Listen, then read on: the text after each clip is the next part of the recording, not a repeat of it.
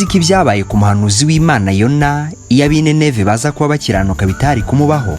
Kubw'ubutumwa bukomeye Yona yagombaga kugeza ku b'Nineve, nubwo wari umurwa wuzuye gukiranirwa imbere y'Imana, Uwiteka yashimye ko umuhanuzi w'ubusanzwe wamwumviraga ateraganywa akajugunywa imuhengeri, umwuzure ukamugota, ibigogo n'imiraba by'Uwiteka bikamurengera, akamanuka akagera ikuzimu, ndetse agatinya cyane ko aciwe imbere y'Uwiteka.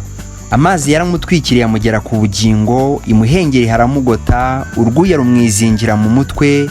Nubwo byagenze bityo ariko, nyuma y'iminsi 3 Uwiteka yamukuriye ubugingo muri rwa rwobo. Nineve, umurwa munini wuzuyemo abantu b'ingeri zose batazi gutandukanya indyo n'imoso, umuhanuzi w'Imana Yona yinjiye mu rupfu, ababarizwa umubabaro wo kurimbuka bose bagombaga kubabara nyuma y'iminsi 40, kugira ngo uwizera wese ubutumwa Yona yari abazaniye atarimbuka, ahubwo akiri umujinya wari ugiye gutera.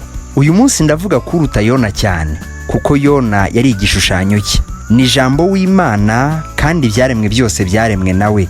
Yaje mube abe ntibamumenya, yikorera ibyaha byabo, arabibabarizwa, isi aramuzinukwa, kugeza naho yavuze ngo data ni iki kikundekesheje, neza neza nk'uko Yona yari afite ubwoba ko aciwe imbere y'Imana. Ubwo Yona ubuhanuzi yari ajyanye aribwo bwagombaga kwizerwa, Jambo w'Imana Yesu Kristo we ni ugomba kwizerwa, kuko amategeko yose, zaburi zose n'ibyahanuwe byose ari we bidutungira agatoki. Uyu mwami neza neza nyuma y'iminsi 3 nka Yona yarazutse ngo umwizera wese atarimbuka, ahubwo ahabwe ubugingo buhoraho.